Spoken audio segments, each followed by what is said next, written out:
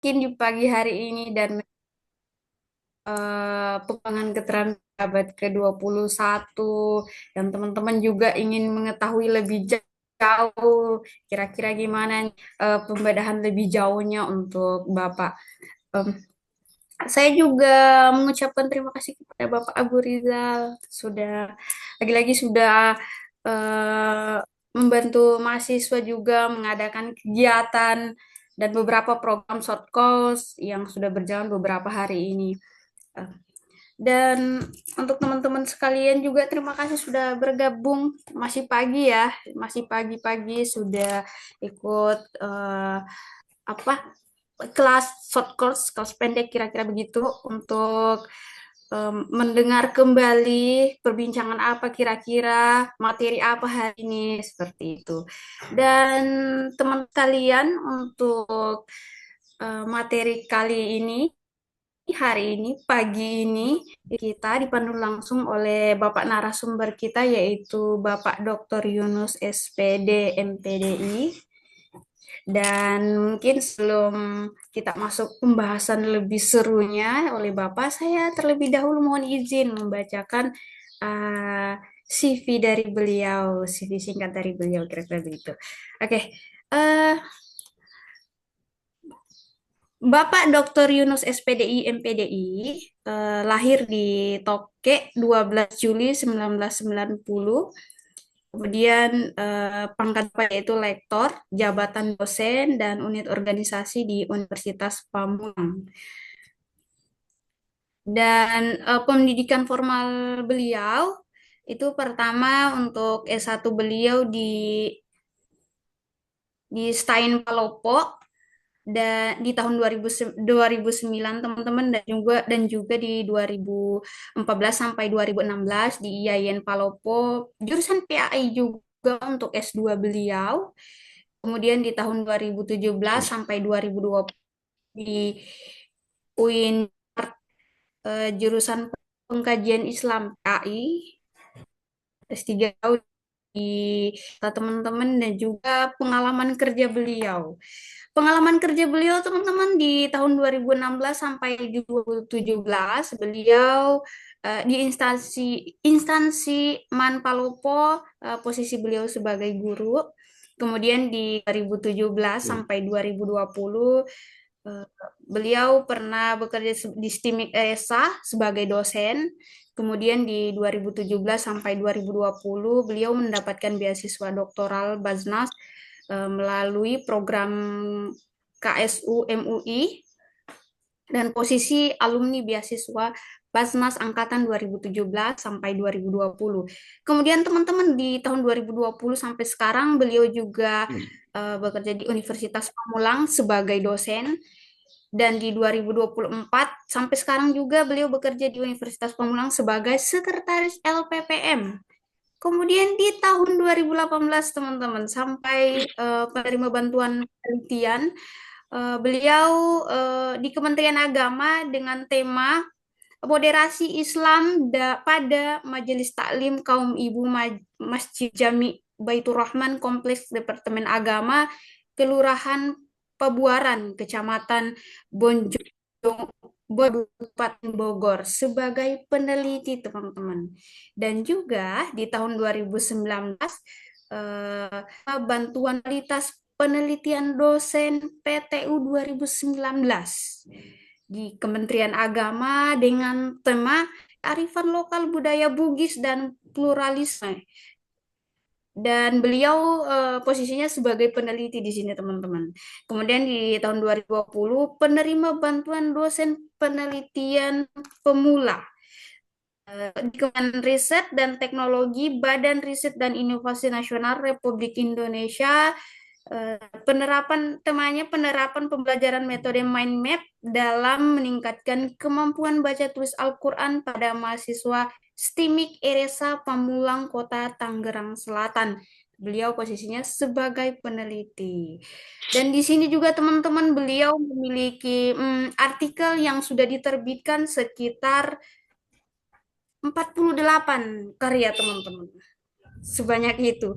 Dan juga buku yang sudah diterbitkan sekitar 22. Saya mungkin menyebutkan jumlahnya, mohon maaf, karena ini sangat banyak sekali, luar biasa menurut saya.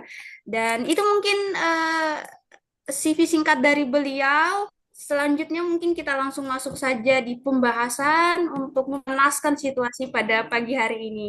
Dan judul poin yang akan kita bahas pada pagi hari ini yaitu kompetensi sosial dan dipandu langsung oleh Bapak Dr. Yunus SPDI MPDI. Silahkan Bapak, kepada Bapak kami persilahkan. Oke, terima kasih Ibu Musakal ya, MPD yang luar biasa memandu kita pada hari ini. Dan saya sama-sama kita hormati Ketua STIT Al-Kaya Mamuju, eh, Bapak Dr. Abu Rizal Akbar, MPD yang luar biasa memberikan waktu untuk apa ya, kalau saya biasanya menyebutnya sharing ya. Jadi berbagi pengalaman. Kebetulan apa namanya teman-teman yang mendapatkan KIP, ya saya juga pernah mendapatkan bukan KIP tapi beasiswa ya.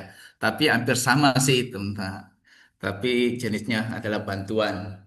Ya, oke, izin ya, eh, saya share terkait tentang materi kita pada hari ini. Eh, Oke, teman-teman sekalian, sedikit saya menyampaikan terkait tentang materi kita pada hari ini. Terkait tentang pertama adalah kompetensi sosial. Tetapi saya memadukan kompetensi sosial dengan perpaduan kearifan lokal dengan adaptasi digital ya. Kenapa demikian? Karena di judul pengembannya di abad 21 ya. Jadi di abad 21 ini sangat terang-menerang terkait tentang era digital. Nah, bagaimanapun bahwa kita tidak bisa lepas dari ya saya sebut alat komunikasi ya, handphone itu nggak bisa, kawan-kawan. Kalau dulu zaman saya itu tahun 90-an itu alat komunikasi atau handphone itu adalah eh, pilihan sekunder. Sekarang itu adalah pilihan primer. Jadi di mana-mana kita membutuhkan eh, alat komunikasi handphone itu adalah untuk menyalurkan kompetensi sosial. Lalu, apa sih yang disebut dengan kompetensi sosial? Ya, kalau kita di dalam keguruan, ada 4 kompetensi yang harus kita miliki, yaitu adalah keterampilan atau kompetensi pedagogi, sosial, terus kepribadian, dan profesional. Jadi 4 kompetensi ini harus dimiliki seorang pengajar atau entah itu guru ataupun guru SD, TK dan lain-lainnya. Itu 4 kompetensi. Nah, terus apa yang disebut dengan kompetensi sosial? Jadi kalau kita menjabarkan kompetensi sosial itu adalah seperangkat keterampilan yang memungkinkan individu berinteraksi secara efektif harmonis dengan orang lain. Jadi polanya kalau kompetensi sosial itu adalah lebih kepada komunikasi kita dengan entah itu guru dengan siswa, entah itu masyarakat dengan masyarakat yang lain. Ya, kalau kita meminjam teorinya Aristoteles yaitu sum politikum ya. Jadi manusia harus berintegrasi dengan satu dengan yang lain. Jadi, namun di dalam kompetensi sosial itu ada beberapa indikator atau cakupannya, yaitu adalah empati ya. Yang kedua adalah komunikasi efektif, entah itu dalam bentuk verbal atau non-verbal. Yang ketiga adalah kerjasama dan resolusi konflik. Yang keempat, pengambilan keputusan yang bertanggung jawab secara sosial.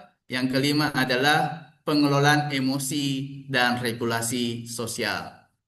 Tuh ya.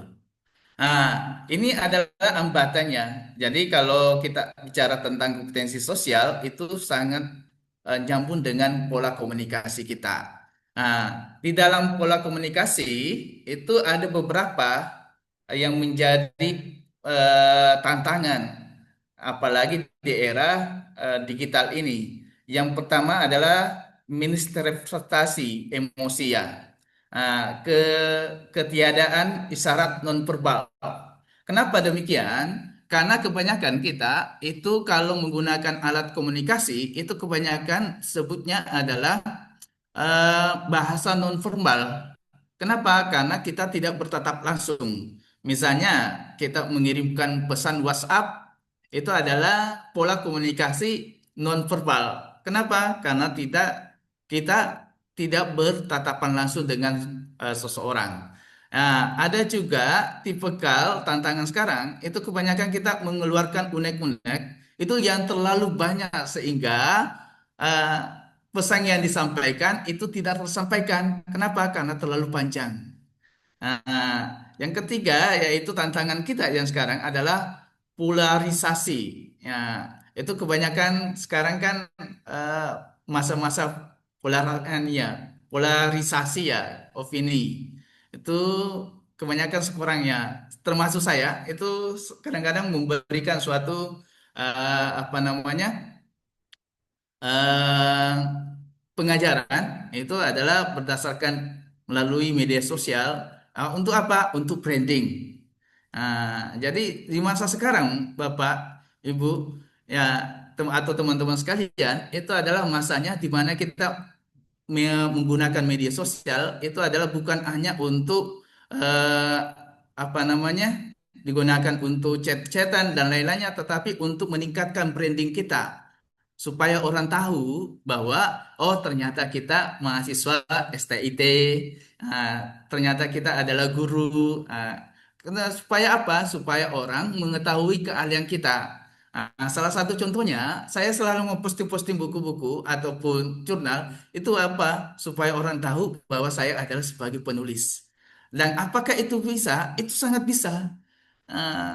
Dan itu cara kita menjual, ya menjual mungkin ada orang yang tertarik dengan buku kita, ya mangga di dibeli. Kalau ada yang mau lihat jurnal kita silakan disitasi. Tapi bagi kami dosen itu adalah masalah pol- polarisasi itu adalah sangat penting. Untuk apa? Untuk memperkenalkan karya-karya kami. Ya, nanti mungkin ada yang mungkin ya mensitasi buku kami atau mensitasi karya-karya kami. Dan itu sangat membantu, bukan hanya untuk diri saya pribadi, tetapi untuk institusi. Misalnya dikutip, itu kan dikutip atau disitasi, itu akan pertama adalah untuk digunakan akreditasi. Karena salah satu indikator untuk menaikkan akreditasi, itu adalah salah satunya adalah itu lebih banyak dikutip orang atau terutama di luar daripada kampus kita. Ya, ini juga jadi ternyata dampak dari kompetensi sosial itu bukan cuma di dalam bentuk digital, tetapi juga di beberapa sektor. Ya, yang pertama adalah sektor pendidikan. Ya, jadi kompetensi sosial di era digital itu adalah sebagai kolaborasi online. Ya, pembelajaran jarak jauh, pengenalan literasi digital menjadi esensi yang bagi peserta dan pendidiknya, peserta didik dan pendidik. Yang kedua, ternyata juga berdampak kompetensi sosial di era digital itu di abad 21, ternyata berdampak juga di dunia kerja. Mungkin teman-teman sekalian sedang mencari kerja misalnya. Ya, jadi Anda memposting di media sosial. Enggak apa-apa memperkenalkan diri Anda, lalu mungkin tiba-tiba ada yang memanggil teman-teman. Itu penting juga. Jadi media sosial itu bukan cuma untuk apa namanya cetak, tetapi juga memperkenalkan. Itulah yang disebut dengan branding ya. Jadi branding itu di media sosial itu penting. Dan saya pun selalu menggunakan branding itu. Tapi saya kebanyakan menggunakan eh, apa story WA dan kedua Instagram. Kenapa demikian? Ternyata Instagram itu lebih banyak, walaupun Facebook juga eh, lebih banyak juga. Tetapi kebanyakan saya menggunakan Instagram untuk apa? Untuk memberikan sedikit informasi tentang diri saya pribadi. Oke. Ini eh, jadi ada beberapa manfaat dari kompetensi sosial jika kita menggunakan media. Nah, pertama adalah jaringan global, tentu itu kenapa? Karena eh, misalnya Facebook itu kan bukan cuma di kampung kita sendiri, misalnya di Sulawesi, tetapi bisa juga orang Jakarta lihat, orang Banten lihat, dan lain-lainnya. Nah, maka itu penting. Nah, yang kedua adalah advokasi dan aksi. Ya, itu kan kalau misalnya teman-teman sekalian mempunyai ya ada keluarganya ataupun apa namanya bencana itu kan bisa digunakan sebagai aksi. Ayo kita bekerja sama dalam gotong royong misalnya. Nah, yang ketiga adalah empati digital. Misalnya ada teman-teman dari yang misalnya keluarganya meninggal, maksudnya maka pasti apa namanya semuanya itu berbondong-bondong mengucapkan innalillahi. Itu kan kebanyakan ya. Jadi itu adalah salah satu bentuk empati kita kepada orang lain dan keterampilan fasilitas online. Mungkin teman-teman udah tahu ya terkait tentang fasilitas online itu banyak ya. Bisa Anda gunakan entah itu misalnya mengedit foto untuk mengedit PPT dan lain-lainnya. Jadi sebenarnya banyak kemampuan-kemampuan yang bisa Anda gunakan di era digital, terutama teman-teman sekalian, kalau misalnya mahasiswa KIP itu kan sekarang kan dunia sekarang itu tidak susah ya seperti kami dulu 90-an, itu sekarang apapun yang kita mau itu pasti ada. Nah, mau jawaban itu ada. Nah, biasanya kebanyakan juga saya itu tidak meninggalkan GPT ya. Kenapa? Karena untuk penggambaran, ya, untuk ilustrasi juga. Ya, bagaimana sih kadang-kadang itu bisa kita gunakan sebagai ilustrasi. Bagaimana kita bisa memperkuat atau menambah pengetahuan kita.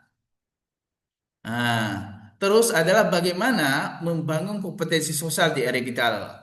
Ya, jadi manfaat dari pengembangan diri ya di era digital itu adalah pertama adalah literasi digitalnya digital kritis ya. Nah, kenapa demikian? Ya, karena banyaknya sumber-sumber itu sehingga kita bisa memilih oh mana yang oh ternyata jawaban saya ini seperti ini itu bagaimana apakah ada yang menantangnya ataupun tidak sinkron maka dengan adanya dua sumber yang berbeda maka nalar kita lebih lancar. Nah, jadi kebanyakan orang-orang itu sekarang kan mengambil suatu pendapat, tetapi yang mendukungnya itu justru yang mencari. Jadi kalau saya secara pribadi kebanyakan, kalau misalnya saya menulis yang ini, oh ternyata ada yang mendukung, saya juga mencari yang tidak sepaham dengan saya.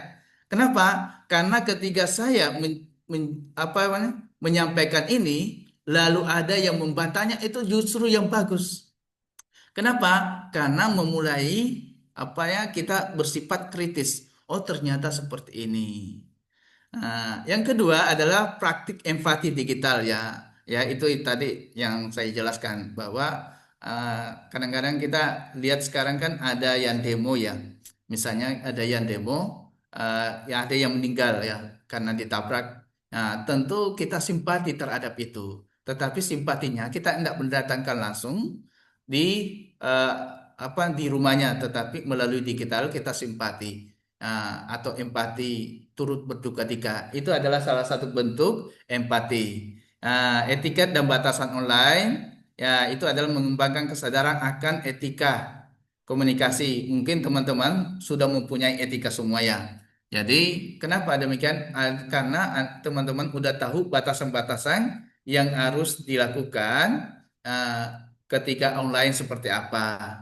Ya, yang ke- yang keempat adalah keterampilan kolaborasi virtual. Mungkin teman-teman sudah mengetahui yang tentang ini. Kenapa demikian? Karena teman-teman sudah menggunakan alat komunikasi di mana sering menggunakan Zoom Meeting, Google Meet, itu adalah sebagai keterampilan kolaborasi yang bisa digunakan. Nah, ya, jadi kompetensi sosial ini di era digital itu bisa memunculkan beberapa ide. Ya, beberapa ide uh, dengan penggunaan apa namanya literasi-literasi yang ada itu sangat memungkinkan teman-teman menambah ide wawasan. Misalnya salah satu contohnya uh, kita ambil saja ya uh, yang sering yang saya gunakan itu adalah Gemini ya. Ya, jadi Gemini ini kan kalau kita cari apa saja yang Anda mau itu pasti ada. Ya, ini bukan eh, dilarang ya kawan-kawan semua, tetapi ini adalah sebagai memperkuat gagasan kita.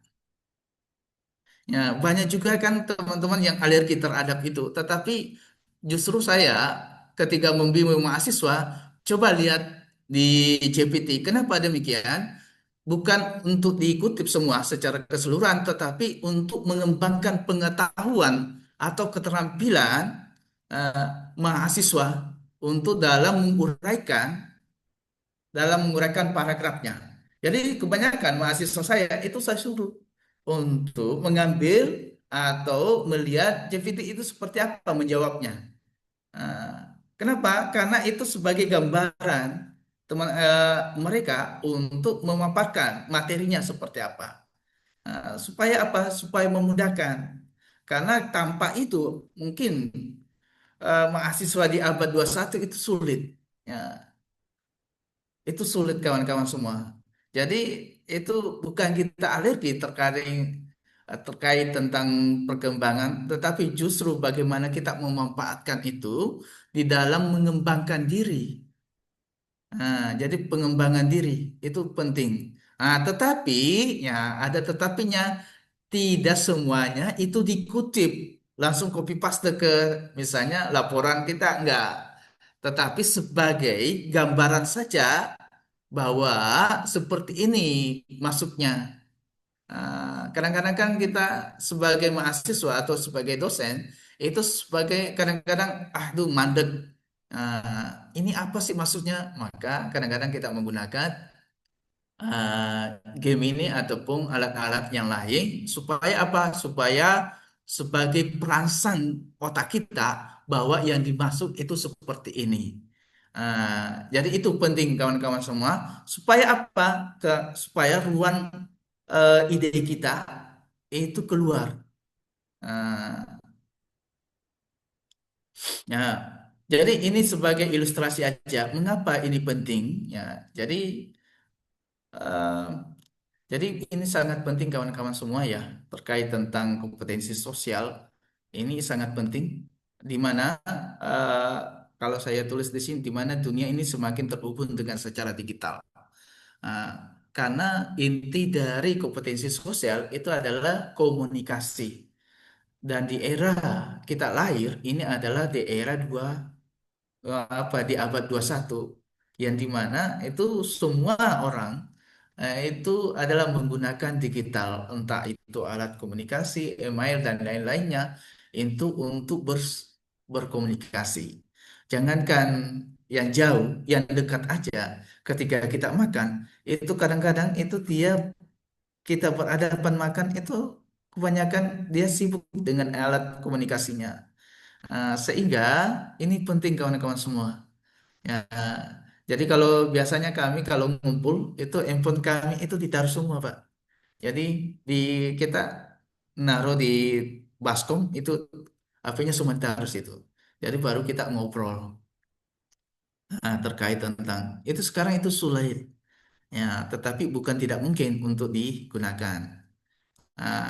Maka membangun kompetensi di era digital berarti memperdayakan diri sendiri, memberdayakan diri kita sendiri dengan generasi mendatang untuk tidak hanya beradaptasi, tetapi juga berkembang dan menciptakan dampak positif di tengah kompleksitas interaksi modern. Ini adalah investasi di masa depan, depan sosial dan profesional. Ah, Ini sebagai referensi ya, bahwa kita nggak bisa lepas dari digital, tetapi bagaimana kita memanfaatkan digital itu sebagai bagian dari untuk perkenalan diri mungkin, sebagai apa namanya, membangun komunikasi mungkin, dan itu sangat bermanfaat teman-teman sekolah. Nah, sekarang kita lanjut kepada kearifan lokal ya. Nah, kalau kearifan lokal, kalau teman-teman lihat artikel-artikel saya, itu kebanyakan saya menyebutkan kearifan lokal. Bahkan tadi pagi saya dengan tema ini, saya membuat buku. Jadi saya membuat buku dengan tema yang sama. Jadi tema yang sama, yaitu adalah kompetensi sosial, perpaduan kearifan lokal dan adaptasi digital. Itu sudah mencapai 120 halaman. Saya dari tadi pagi jam 5 itu udah menulis. Ya, jadi udah menulis itu dengan judul yang sama pada saat ini. Ah, dan pada saat ini dan alhamdulillah sudah terkumpul itu 129 halaman. Ya, bagaimana membangun itu tentu tidak bisa lepas dari bacaan kawan-kawan semua. Jadi semakin kita banyak membaca, maka semakin banyak pengetahuan. Nah, jadi itu teman-teman. Jadi kalau kita cuma apa namanya mengurangi batasan kemampuan membaca, maka itu tidak akan berkembang kawan-kawan semua. Jadi itu membaca itu penting kawan-kawan semua. Oke. Oke.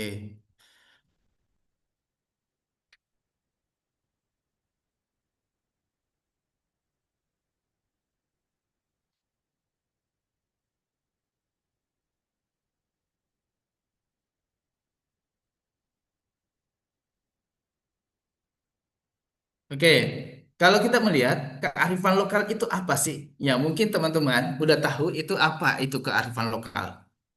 Jadi, kearifan lokal itu kalau kita melihat bahwa nilai, norma, dan praktik yang telah diwariskan secara turun-menurun dalam suatu komunitas. Nah, tentu ini sangat berkaitan dengan tata nilai kita. Ya, kalau kita di Sulawesi itu kan banyak ya nilai-nilai yang kita um, mungkin lihat. Salah satunya adalah sipaka tahu, sipaka lebih, dan sipaka ingat. Nah, tentu ini sangat membantu dalam pola komunikasi ketika kita berkomunikasi dengan orang lain. Ingat bahwa kita ada batasan-batasan di dalam itu.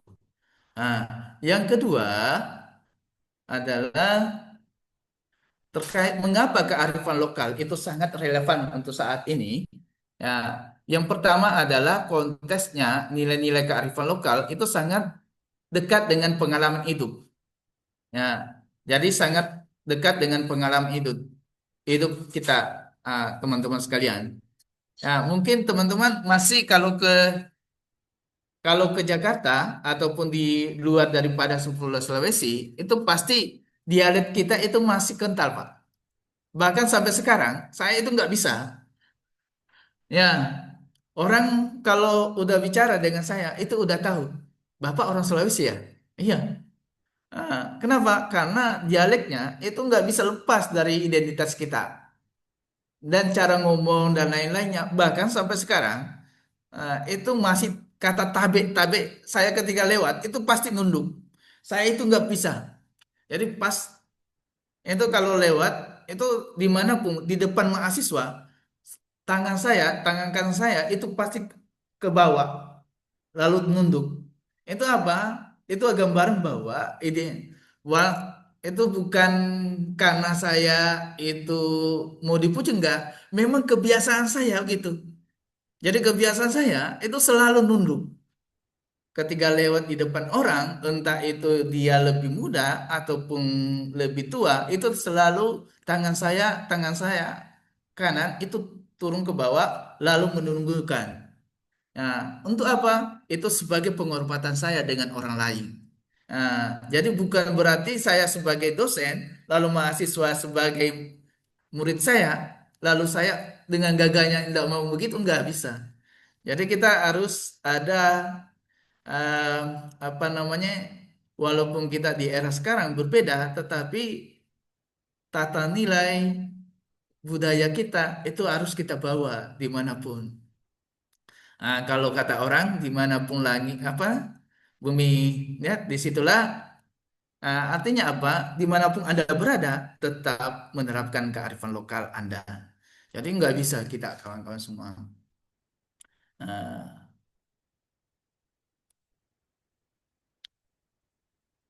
nah, bahwa kearifan lokal juga sangat erat kaitannya ya, ya, dengan erat kaitannya dengan aksi-aksi ya. Bisa kita lihat kawan-kawan semua di orang-orang tia kita dulu itu selalu memberikan suatu, misalnya mungkin di saling gotong royong itu sangat, dalam bekerja ataupun bekerja sama itu sangat dipentingkan namanya gotong royong ya. Bukan hanya kalau sekarang gotong royong di era digital itu bukan datang langsung ya, tetapi bagaimana kita mendominasi ya, memberikan sumbangan, eh, atau donasi dan lain-lainnya, itu adalah bentuk gotong royong. Apa kita menyumbang, gotong royong itu sangat penting kawan-kawan semua. Ya, kalau kita ingat bahwa orang tua kita itu sangat, atau terutama mungkin masih di kampung-kampung itu masih ada, kalau misalnya ada orang menikah, itu kan selalu ya, ya ada dua orang insan yang jatuh cinta, tetapi orang sekampung yang ikut membantu. Nah, maka gotong royong itu penting. Entah itu di dalam apa namanya, di dalam pendidikan ataupun di dalam sosial, itu penting dalam gotong royong. Dan itu sangat dibutuhkan kawan-kawan semua. Nah,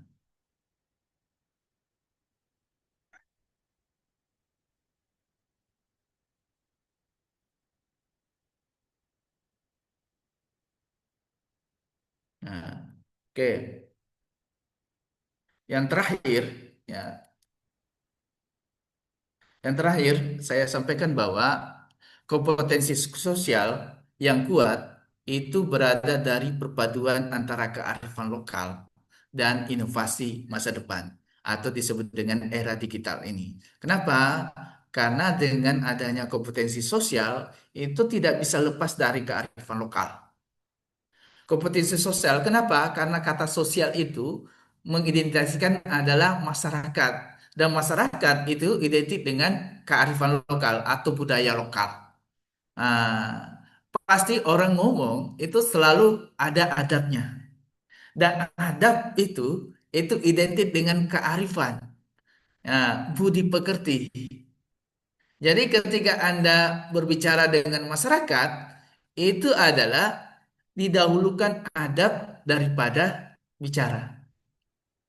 Nah, dan itu adalah salah satu bentuk bahwa ketika teman-teman menggunakan adab di dalam berbicara, sopan santun dan lain-lainnya, itu adalah sebagai bukti bahwa Anda adalah anak bangsa Indonesia.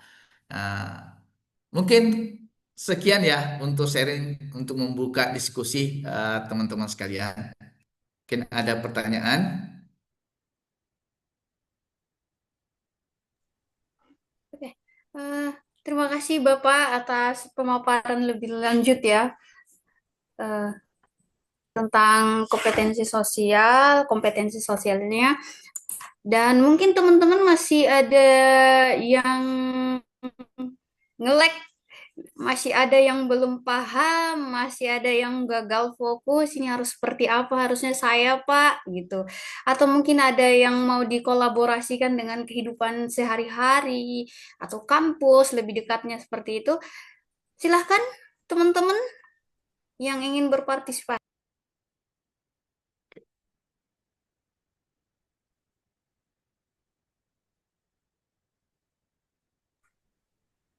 Untuk Mbak Arfiana, silahkan Mbak.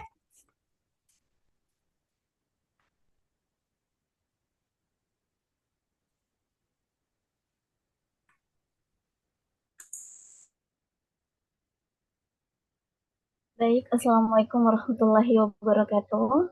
Waalaikumsalam warahmatullahi wabarakatuh. Tabe, Pak. Sebelum saya bertanya, tadi saya ada ketinggalan sedikit materi dari Bapak, yaitu 4 kompetensi yang harus dimiliki pengajar. Ya, saya tidak terlalu nyimak saya nyimaknya beberapa saja, jadi yang lainnya hilang. Pertanyaan saya di sini, Pak, karena kan dilihat dari sekarang pengajar ya berbicara dengan pengajar, tadi ada dibilang empati. Dulu-dulu pengajar itu sering empati kepada murid-muridnya ya. Namun kalau sekarang itu eh, mungkin takut ya, takut muridnya yang kayak mohon maaf ya, yang kayak bolos atau ini atau nakal. Jadi guru itu takut untuk empati, maksudnya menghukum sesuai dengan eh, menurutnya yang baik begitu. Karena takutnya hukum ya. Jadi hilangnya lah sedikit empati itu. Itu yang saya tangkap.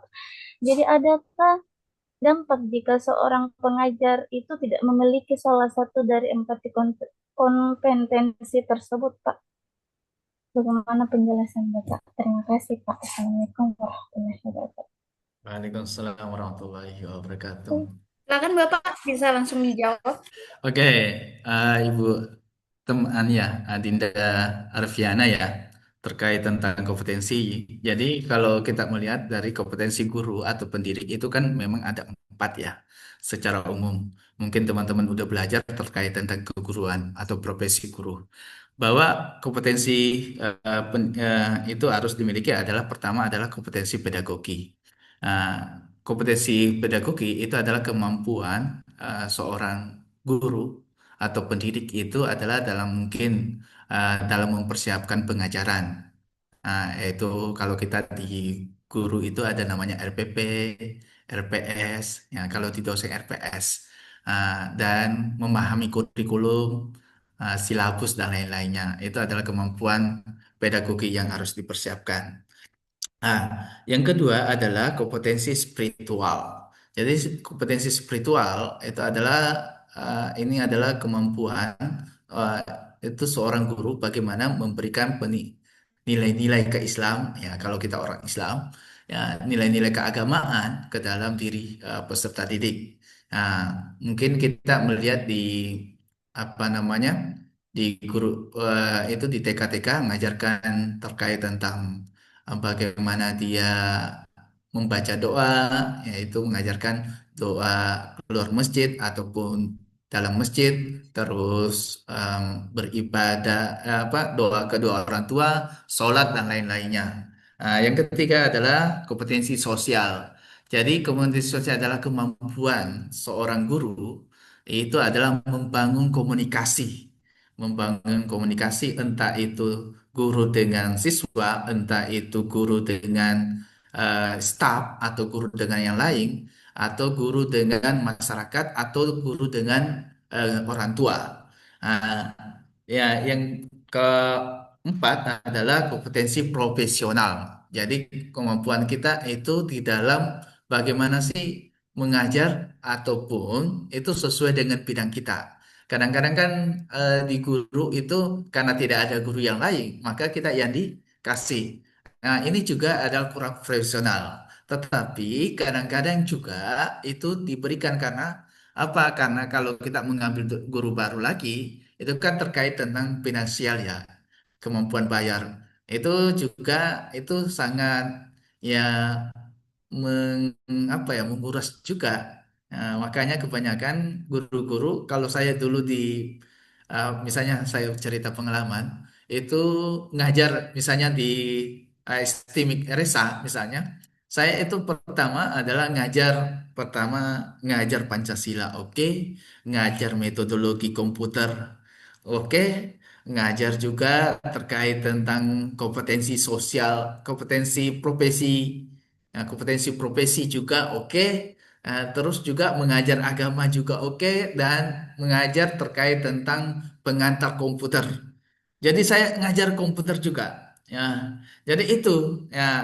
Apakah Pak Yunus itu adalah profesional? Tidak. Kenapa? Karena basic saya itu adalah agama, tetapi dikasih dengan kompetensi. Karena apa? Karena tidak ada dosen yang lain. Makanya saya yang ini. Nah, kalau kita memanggil dosen lain, itu kan kita harus membayar lagi. Nah, itu kadang-kadang yang perlu dipahami. Nah, oke, terkait tentang empati, memang ini empati. eh, apa ya? Saya bilang guru itu berada di antara simpati dan empati ya. Kenapa demikian?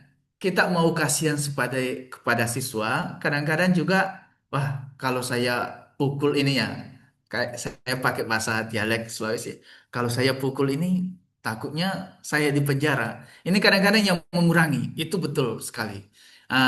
Tetapi perlu mungkin ada kolaborasi ya. Jadi ada kolaborasi di dalam mendidik itu sebenarnya bukan sebetulnya adalah dipegang oleh guru, tetapi juga itu orang tua itu penting juga karena biar bagaimanapun siswa itu kalau misalnya kita itu paling banyak itu 8 jam di sekolah. Sedangkan eh, waktu yang lebih banyak atau luang itu adalah di rumah. Maka ini penting adalah kolaborasi antara guru dengan orang tua. Jadi kolaborasinya itu penting. Untuk apa? Untuk mengembangkan. Yang penting bagi saya itu jangan pernah memain fisik ya, Bapak Ibu sekalian. Walaupun saya pernah, ya jujur ya, walaupun saya pernah dipukul juga dari guru. Wah, guru ngaji saya itu pernah teman-teman. Itu saya pernah kalau di bahasa kami ada di EP itu tangan rotan itu dimasukkan di tangan lalu ditarik. Itu sakitnya walau akbar. Itu sakit sekali. Tetapi kami nggak pernah melapor sama orang tua. Kenapa? Karena kalau kami melapor maka ditambah lagi penderitaan. Jadi saya nggak pernah melapor. Ya, itu dulu. Ya, pernah juga saya pernah dicambuk dari guru ngaji saya pakai ekor ikan pari yang berduri itu. Jadi kalau kami ngaji itu kan masih bahasa kampung ya. Itu ngaji alifuk batasa cing ha, ha. Itu kalau nggak tahu itu pasti dicambuk. Itu dan itu selalu membekas apa itu duri-durinya itu di belakang kami dan kami nggak pernah melapor. Tapi beda dengan sekarang kawan-kawan semua. Jadi kawan-kawan, walaupun Anda marah, tetapi jangan pernah main fisik.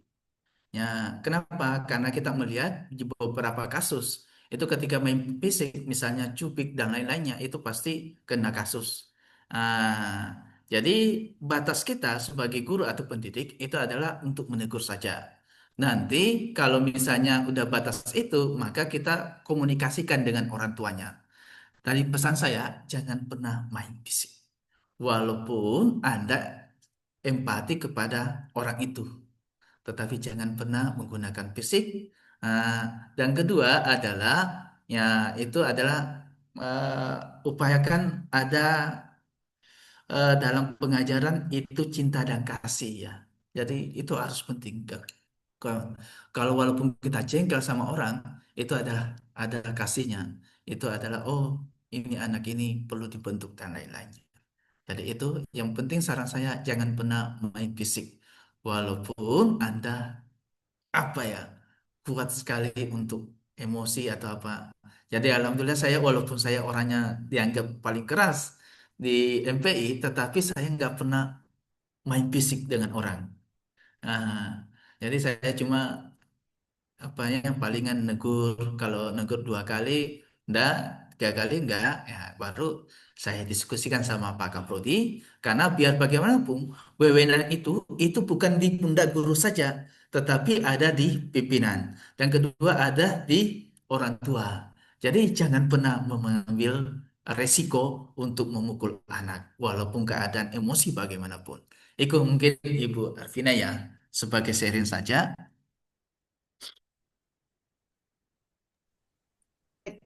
Itu mungkin penjelasan dari Bapak. Mbak, apalagi apa ada tanggapan lebih jauh, Mbak? Silahkan. Sebelumnya saya minta maaf tadi karena saking groginya saya lupa memperkenalkan diri kepada Bapak. Sekali lagi saya minta maaf ya Hmm, Pak. Terima kasih atas jawabannya Pak. Saya sangat terbuka atas penjelasan Bapak. Terima kasih banyak. sama-sama. Baik, itu mungkin penanya pertama. Selanjutnya ada Mas atau Mbak-mbak selanjutnya yang ingin bertanya. Muhammad Salim ya. Silakan Muhammad Salim.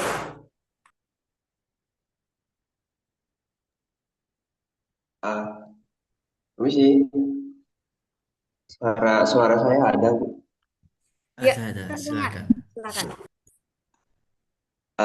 Sebelumnya saya ucapkan terima kasih kepada Ibu Musakal selaku moderator pada diskusi kita siang hari ini, dan perkenalkan nama saya Muhammad Salim. Saya asalnya dari eh, Mamuju, Sulawesi Barat. Saya salah satu mahasiswa di Stit Adria Mamuju dan penerima beasiswa adiktif dari KIP Kuliah. Eh, Sebelumnya terima kasih juga kesempatannya kepada Dr. Pak Yunus selaku narasumber kali ini. Sebenarnya saya lebih ini Pak, saya ada sedikit, bukan sedikit sih, sebenarnya jadi problem juga pastinya di masyarakat. Eh, Mengenai kearifan lokal sebagai kompetensi sosial atau bahkan pengembangan keterampilan. Saya lihat di Indonesia itu sebenarnya kearifan lokal di beberapa daerah itu sangat kentalnya luar biasa sampai-sampai menolak sampai-sampai lebih pada menjauh daripada pengembangan keterampilan apalagi kompetensi sosial. Salah satu contohnya masyarakat di pelosok ya yang terlalu kuat atau kental sekali yang dengan kearifan lokalnya sampai-sampai menolak pengembangan keterampilan seperti itu Pak. Pasti jadi problem juga apalagi seumpama nanti kita sebagai calon tenaga pendidik dikirim ke daerah-daerah seperti itu yang tentunya sangat jauh atau bahkan sampai menolak eh, apa ya sampai menolak dari eh, seharusnya yang menjadi perkembangan di zaman sekarang itu karena saking kuatnya kearifan lokal mereka yang sebagai dasar dari pendidikan mereka itu menolak perkembangan dari luar. Kira-kira ada tidak solusi dari eh, Bapak selaku narasumber Dr. Yunus sebagai sharing-sharing untuk saya juga dan teman-teman. Terima kasih Pak. Silakan Bapak bisa langsung dijawab. Oke, terima kasih Muhammad Salim ya. Luar biasa ya pertanyaannya. Ya, memang kita kalau kita melihat beberapa daerah itu justru dia tertutup ya terkait tentang kearifan lokal sehingga tidak ada pengembangan di dalam kompetensi atau pengetahuan terkait tentang pengetahuan sosial. Tetapi kita juga melihat di beberapa daerah itu juga ada yang terbuka. Contohnya adalah di Bali, Lombok, Toraja. Itu kan dia terbuka. Memang ada beberapa itu adalah lebih kepada sakralnya. Jadi ada beberapa daerah yang memang sakral itu tidak bisa dilalui. Misalnya contohnya di daerah Kajang, ya. Misalnya kita ambil daerah Kajang, daerah Bulukumba. Itu kan ada di daerah-daerah tertentu. Itu tidak boleh dimasuki tanpa melalui ritual-ritual. Nah, tetapi di daerah-daerah di luar, itu daerah-daerah Bulukumba yang lain, yang ada juga yang terbuka. Kenapa? Karena daerah itu bukan daerah sakral. Jadi kita harus membedakan di mana daerah sakral itu dan di mana itu. Kalau di Banten itu ada namanya suku Baduy. Nah, maka di Baduy itu ada dua, ada Baduy dalam, ada Baduy luar. Kalau di Baduy luar itu silakan Anda bereksplor menggunakan digital. Tetapi ketika Anda melewati jembatan, berarti Anda melalui daerah dulu Baduy Baduy dalam sehingga Anda tidak bisa membawa kamera, membawa baju kaos nggak boleh. Kenapa? Ada di daerah-daerah sakral. Nah, apakah mereka tertutup? Tidak. Tetapi ya, Tetapi ketika Anda berada di luar, dia berada di luar, itu dia terbuka. Kenapa? Karena social unity itu. Nah, dia tetap buka, tetapi ada daerah-daerah saklar yang tidak boleh diganggu dengan orang lain. Nah, itu yang mereka melindungi. Jadi saya melihat bahwa bukan dia tidak mau berpotensi, tetapi dia melindungi kearifan lokal. Tetapi daerah-daerah yang spiritualnya lebih tinggi atau bisa disebut dengan daerah kita adalah daerah sakral. Itu tidak boleh disentuh dengan orang lain. Tetapi ketika dia keluar daripada itu, misalnya kalau kita bilang sembahyang, tetapi kalau dia udah ketemu dengan rumah-rumah sosialnya ataupun dengan kawan-kawan di luar, itu dia sembahyang, dia terbuka dengan kearifan lokal itu. Nah, dan bahkan dia kadang-kadang menceritakan terkait tentang eh, kalau misalnya seperti ini, misalnya kita ambil contoh subak. Ya, mungkin subak itu kan eh, apa ya, dimensi spiritual yang dilakukan oleh orang Bali ketika menanam padi, itu kan ada pengairan. Nah, itu banyak digunakan sekarang. Itu di daerah Luwu Utara, di kampus saya dengan Pak Ketua.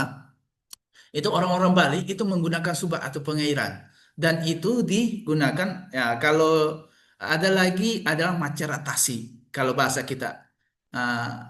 Itu adalah ada beberapa kearifan lokal itu bisa dibuka dan ada juga yang sakral, tidak boleh diganggu gugat dengan orang lain. Nah, jadi kita harus membedakan dua insan ini.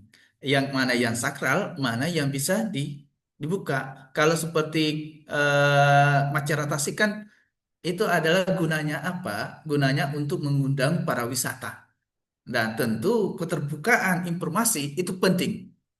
Nah, apakah ini daerah sakral itu ada daerah sakralnya pada saat penyerahan misalnya ya itu adalah dibaca-baca ya itu daerah sakral tidak boleh orang semuanya masuk ke situ tetapi apakah orang bisa nonton itu mah enggak silakan. Nah, tetapi ada daerah-daerah sakral inilah yang sulit untuk untuk dimasuki ya, sehingga orang tertutup untuk menutupinya. Apa manfaat dari penutupan itu? Pertama adalah supaya orang itu tidak terlalu mempersepsikan. Oh, mohon maaf ya, kita di Sulawesi, mohon maaf, kita Sulawesi itu selalu eh, sedikit ketika tidak berdasarkan dengan agama, aram, aram, aram. Saya kadang-kadang takut itu. Ya, jadi kadang-kadang takut itu ketika salah satu contohnya ada tradisi Maceratasi ya. Langsung orang menjas itu haram. Ya, tetapi bagaimana kita itu mengenali dulu. Ya, jadi penting untuk pengenalan. Ya, walaupun di situ ada unsur aninya, tetapi kita tidak menjas itu bahwa ini haram, ini yang boleh. Jadi kita harus mengklasifikasi mana wilayah sakral itu biaya sakral itu biasanya tidak dibuka semua umum. Tetapi kalau wilayah-wilayah di luar itu pasti udah dibuka. Nah, apa manfaatnya? Itu adalah untuk mengundang para wisata. Para wisata itu penting. Untuk apa? Untuk otonomi daerah, pembangunan daerah, dan lain-lainnya. Itu mungkin jawaban saya ya, Muhammad Salyam. Jadi memang ada wilayah-wilayah tertentu, masyarakatnya itu tidak memperbolehkan. Itu wilayah sakral. Kalau kita di sini adalah di Banten, itu adalah suku Baduy. Itu kalau kita udah melewati jembatan, orang itu tidak boleh membawa apa-apa termasuk alat peneraman, alat handphone itu nggak boleh. Cuma ada di Baduy luar. Ya, itu bisa diekspos, bisa di kamera, tetapi kalau wilayah daya itu tidak boleh ada lampu, eh, harus pakai apa, tidak boleh pakai sandal atau sepatu itu enggak. Jadi pasti jalan kaki semua. Dan harus memakai kaum apa namanya kain-kain yang ada di Baduy. Enggak boleh pakai apa baju apa batik dan lain-lainnya itu enggak boleh. Jadi memang ada wilayah-wilayah tertentu, mungkin itu penyebabnya adalah daerah sakral. Jadi tidak semuanya orang bisa mengeksposnya, sehingga orang itu terbuka terkait tentang informasi tersebut. Ya, mungkin itu kawan-kawan semua. Malam Mas Muhammad Salim itu mungkin penjelasan dari Bapak atas pertanyaannya. Ada tanggapan lebih lanjut, Mas? Iya, ada Bu. Sedikit lagi, nggak apa-apa ini. Ya, Mangga. silakan, Pak. Baik. Terima kasih kesempatannya ya, Ibu Musakat. Eh, saya cukup kagum dengan jawaban dari eh, Bapak Dokter. Bapak Dokter, ngomong-ngomong begini Pak, ini eh, dengan akses yang tidak dapat dijangkau itu atau akses yang tertutup, sakral lah atau apa sebagainya, mungkin seperti itu. Kira-kira itu jadi hambatan tidak untuk pengembangan? Kita kan seharusnya bagaimana ya? Saya tidak tutup mata soal yang seperti Hmm. itu.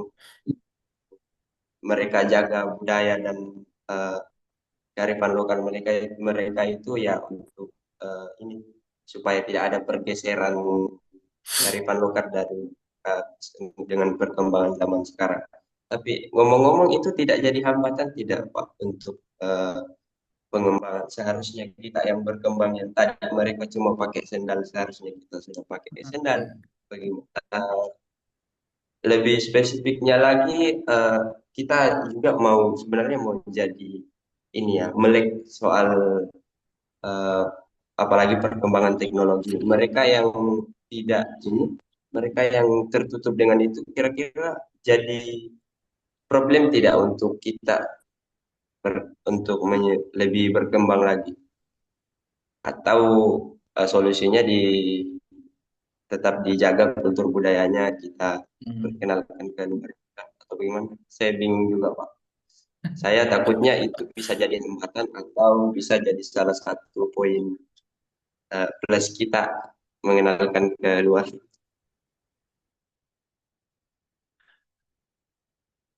Ya, silakan, Bapak. Oke, terima kasih Muhammad Salim.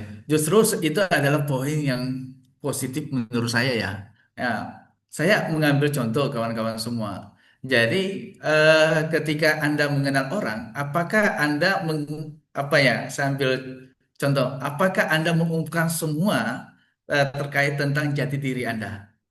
Pasti Anda ketika berkenalan dengan misalnya ambillah Anda berkenalan dengan lawan jenis lah.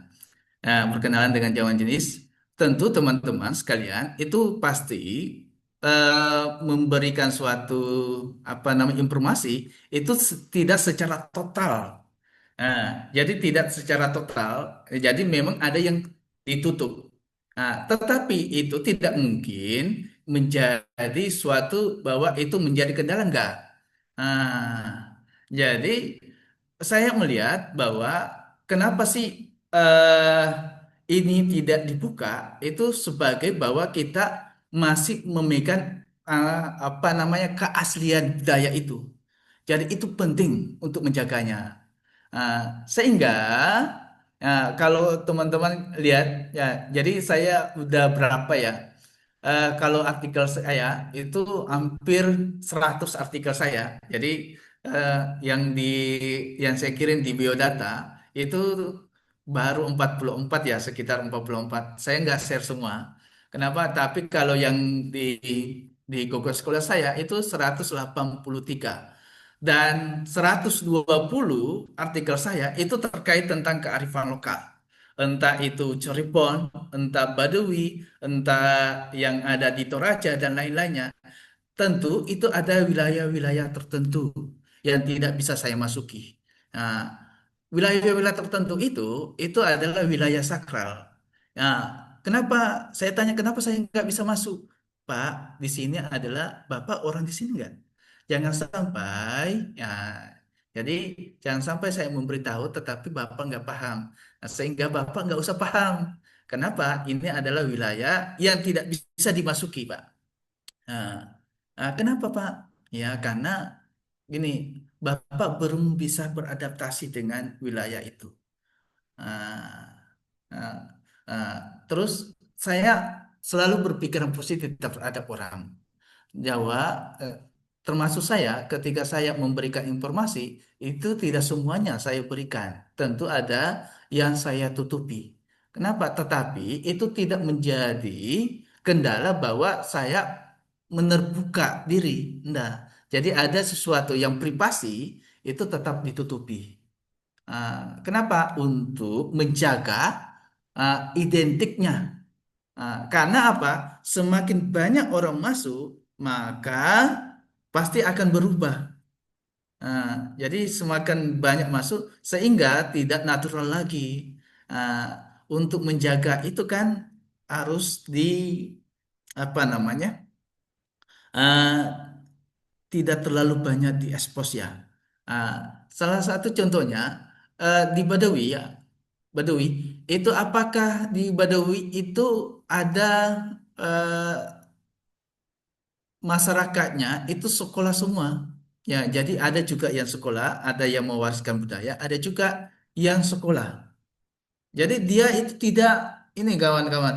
Jadi dia tidak tertutup dengan informasi. Jadi dia tetap pergi sekolah bahkan ada mahasiswa saya itu Anda dari suku mana? Suku Badawi.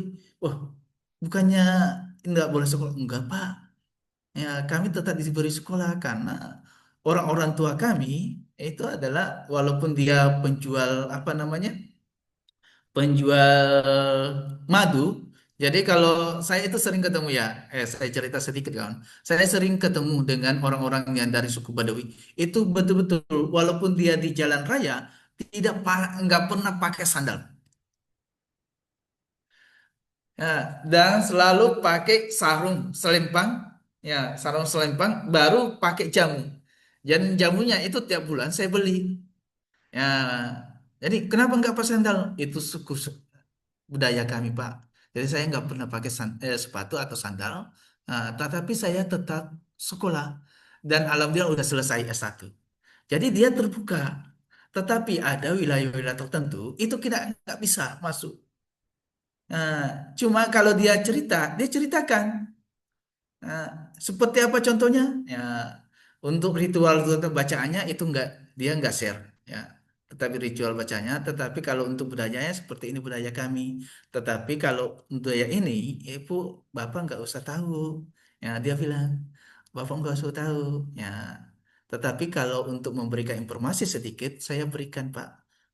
Nah, ini untuk konsumsi saya dengan masyarakat di sana. Ah, jadi ada wilayah-wilayah memang sakral tidak boleh diketahui orang. Ah, tetapi kalau untuk mengetahui sebagai pengetahuan itu bisa secara umum. Jadi dia menggambarkan general. Jadi general saja dia gambarkan. Ya, begitu ya. Jadi memang ada wilayah-wilayah tertentu yang mereka berikan, tetapi tidak seluruhnya mereka informasikan. Nah, apakah itu menjadi penghambat? Itu menurut saya tidak. Nah, justru sebagai poin kita bahwa masih banyak orang-orang yang menjaga kearifan lokalnya atau budayanya di Indonesia. Nah, dari gempuran-gempuran era digital, gempuran apa namanya kalau bahasa-bahasa kita itu adalah budaya-budaya Barat. Nah, tetapi tetap kita harus apresiasi orang-orang yang masih menjaga kearifan lokal secara keaslian. Tentu bagi saya itu sangat bermanfaat. Kenapa? Sebagai peneliti. Nah, kenapa? Kalau misalnya 2 tahun, 10 tahun kemudian lagi saya mau meneliti itu, masih ada keasliannya. Bahkan kalau teman-teman sekalian ada masih yang belum saya dapat, mau saya kaji. Ada di daerah saya di Lu Utara, itu namanya di Lasuri. Di Lasuri itu ada hampir sama di India. Jadi makam itu pakai diikat. Jadi setiap orang datang, orang datang itu adalah eh, bahwa eh, nanti di kuburannya ya. Jadi saya sharing aja ya kawan-kawan semua. Tapi kita nggak bahas haram dengan tidaknya ya. Karena saya orang peneliti pasti independen. Jadi saya nggak membahas hukumnya. Dia selalu datang. Jadi dia bahasanya bilang tabe kalau mega doiku disuka disu memberikan bembe. Jadi ketika dia kaya nanti, nanti dia akan datang lagi di kuburan itu memberikan kambing. Itu salah satu eh, masih belum saya jangkau. Baru kemarin saya ajukan di New Zealand di University, baru saya ajukan proposalnya. Ya mudah-mudahan di daerah sana itu ada yang apa namanya kalau di Ristek Dikti itu ada namanya kota bangsa ya. Jadi kita mengajukan kolaborasi dengan orang Perancis atau terserah itu untuk kolaborasi dalam penelitian dan itu saya ajukan ke sana. Mudah-mudahan goal ya lumayan dibiayai ya. Untuk jadi itu ya Raffi ya. Mau Salim ya. Ya, itu mungkin Mas Salim terkait pertanyaannya dan Bapak juga cukup banyak menjelaskan. Selanjutnya mungkin kita beralih ya ke penanya ketiga. Tadi ada Mas Aldi Putra yang sempat angkat tangan. Silakan Mas. Iya, terima kasih atas kesempatannya, Bu Moderator, dan izin Pak Dokter. Ya. Sebelumnya perkenalkan nama saya Aldi Putra. Saya mahasiswa semester 6 dari Sekolah Tinggi Ilmu Tarbiyah Al Heria Mamuju. Nah, sangat menarik pembahasan Bapak narasumber pada pagi hari ini, pada pagi menjelang siang hari ini, yang dimana membahas mengenai kompetensi sosial yang direlevansikan dengan kearifan lokal ya Pak ya. Nah, di sini saya berposisi sebagai calon pendidik ya. Nah, sebagai calon pendidik kita harus pastinya tahu em, mengkondisikan apapun yang terjadi di dalam kelas ya nantinya kalau sebagai seorang pendidik. Apapun yang terjadi di dalam kelas pasti kita harus kondisikan dengan sebaik-baik mungkin ketika kita sedang mendidik. Nah, salah satunya yaitu kompetensi sosial ini mungkin kompetensi sosial ini akan sangat berguna nantinya di dalam kelas, dalam pengajaran eh, baik intra maupun ekstrakurikuler sekolah yang dapat diterapkan pada sekolah tersebut. Nah, dalam hal ini yang ingin saya tanyakan yaitu bagaimana cara seorang guru atau pendidik bisa mengintegrasikan kompetensi sosial ini dalam membangun kompetensi siswa, Pak. Dan bagaimana contoh relevansi kompetensi sosial dan kearifan lokal ini dapat diterapkan di sekolah juga, Pak. Begitu. Terima kasih. Ya, silakan boleh langsung dijawab Bapak. Terima kasih eh, Pak Aldi ya. Jadi di dalam pembelajaran ada namanya pembelajaran kontekstual. Jadi di dalam pembelajaran itu ada disebut dengan pembelajaran kontekstual. Jadi pembelajaran-pembelajaran yang dilakukan seorang guru itu mengintegrasikan dengan budaya atau budaya masyarakat atau yang dilakukan oleh masyarakat.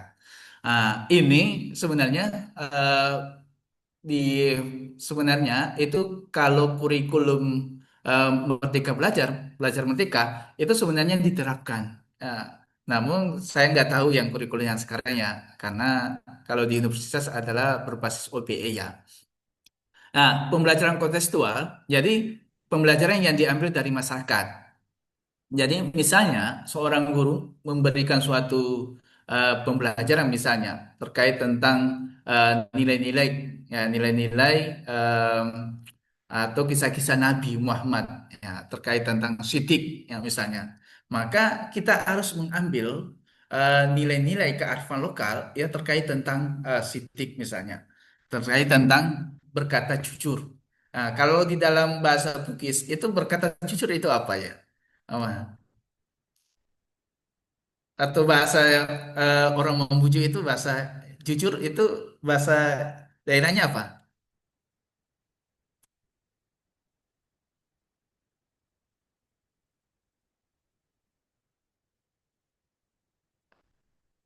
Atau bahasa Bugisnya atau apa? Itu jujur apa?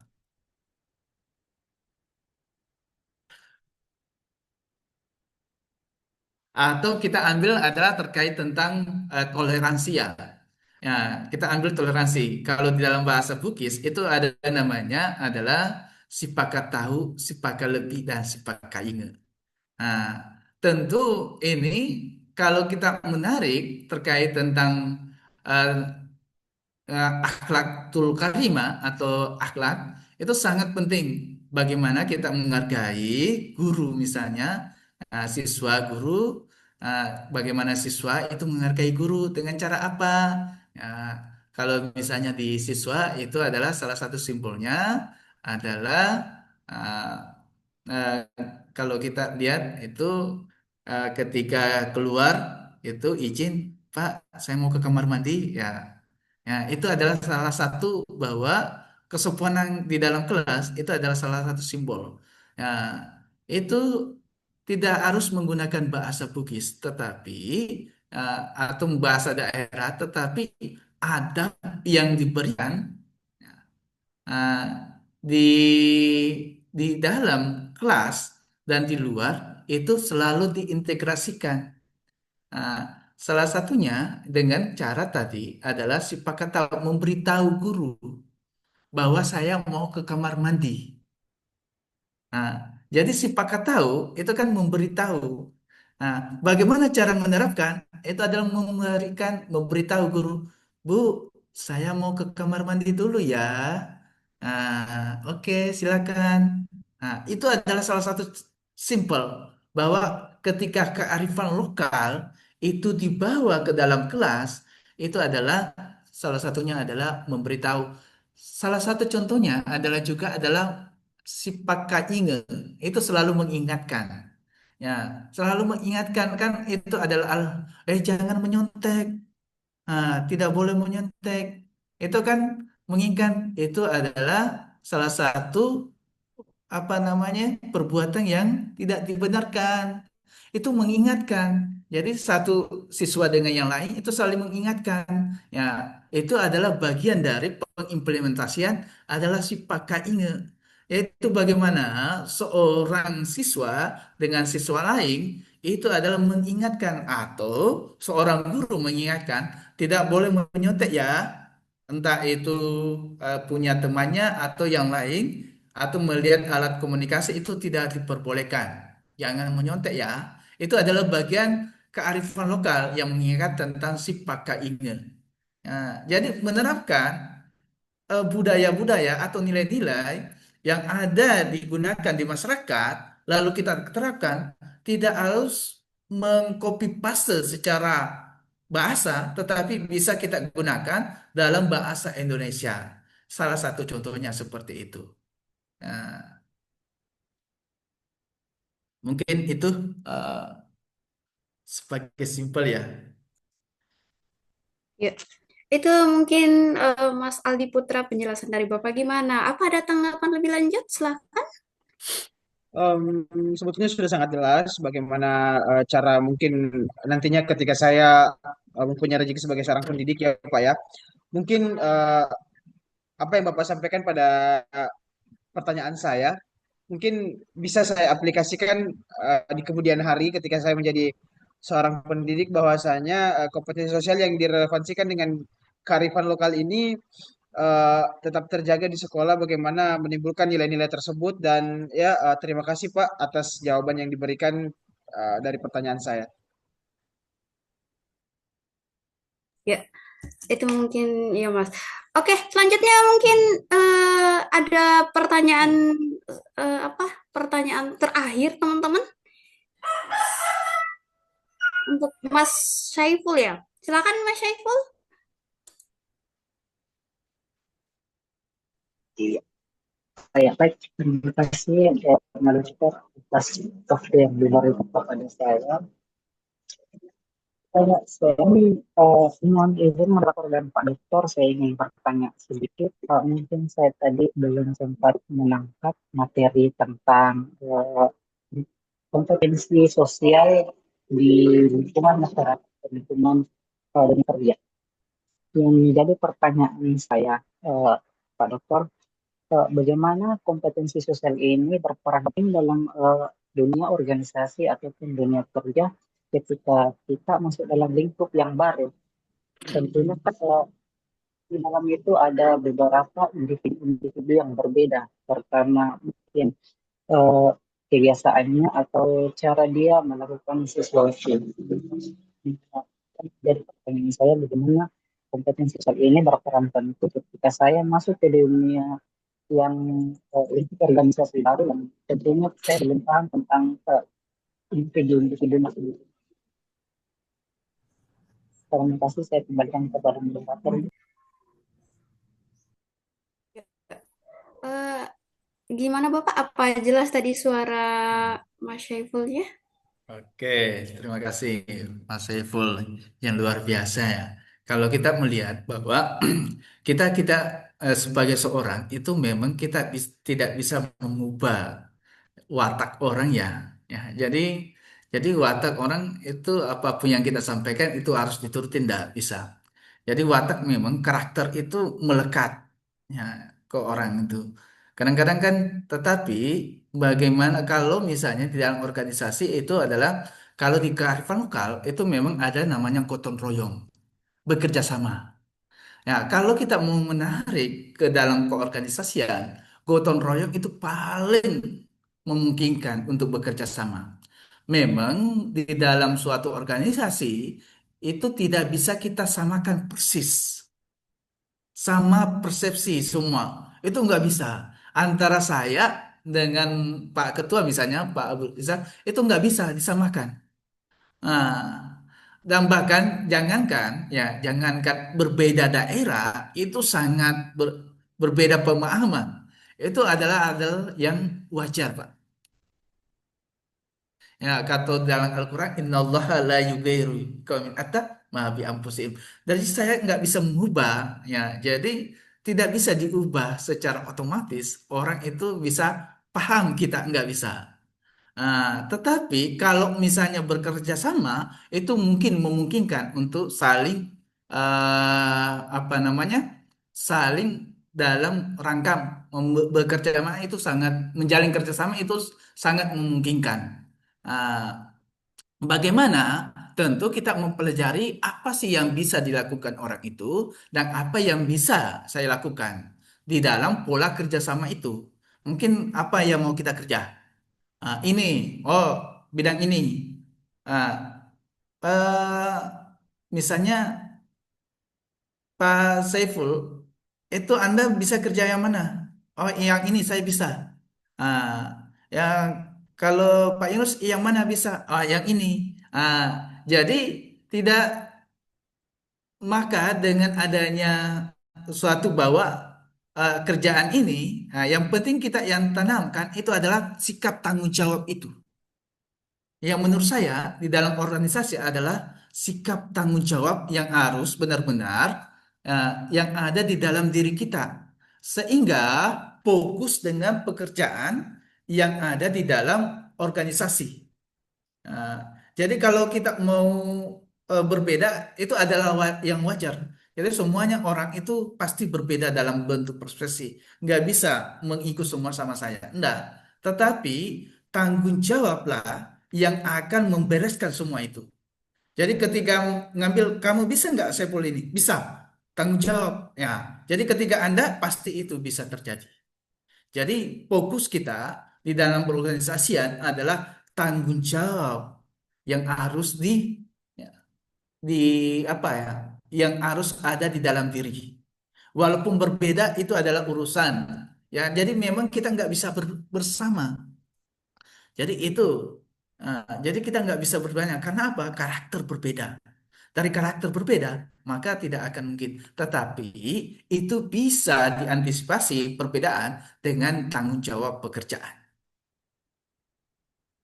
Jadi dengan tanggung jawab pekerjaan, insya Allah ketika memberikan amanah kepada orang, itu akan diselesaikan. Tanpa kita satu frekuensi atau satu kesamaan. Itu. Ya. Di jangankan di prodi saya itu kadang-kadang saya berbeda pendapat. Tetapi kita dimensinya berbeda.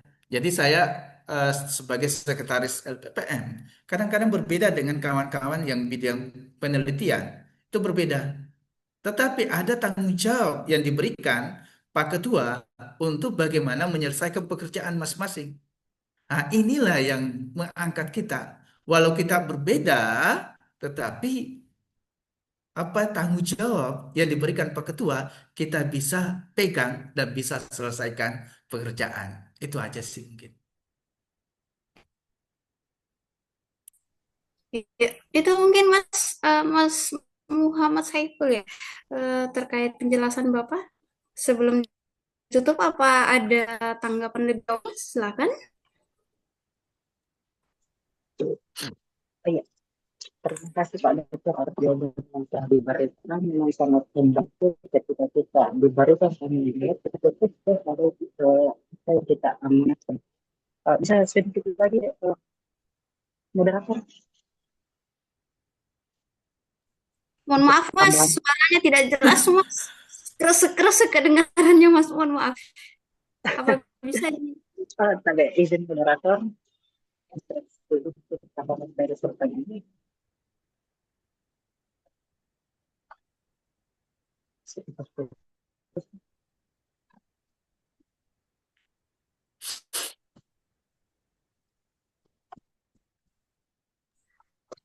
Wah, sekali lagi nih Mas, mohon maaf. Saya juga tidak bisa mendengar Mas lebih jauh. Oke.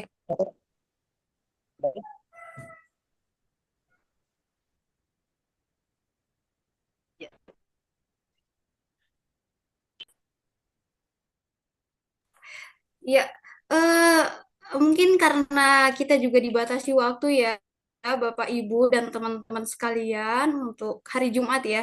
Dan sebelum menutup, mungkin Bapak ada yang ingin disampaikan untuk mengambil berkah di hari Jumat ini. Silakan Bapak.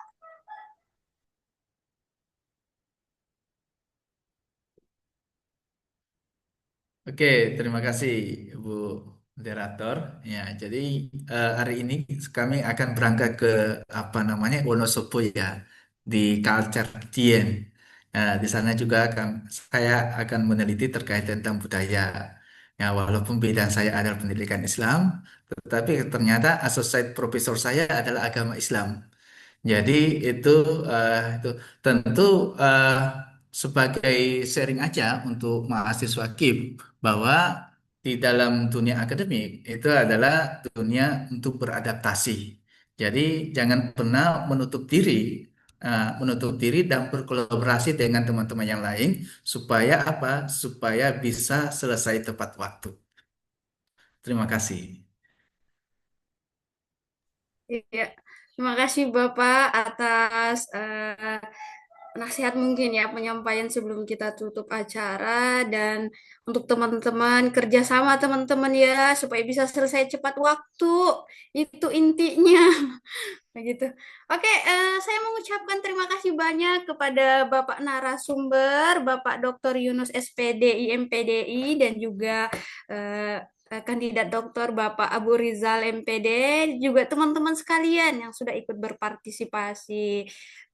Saya tutup acara ini dengan wabillahi taufik wal hidayah. Wassalamualaikum warahmatullahi wabarakatuh. Terima kasih Bapak. Waalaikumsalam. Terima kasih Ibu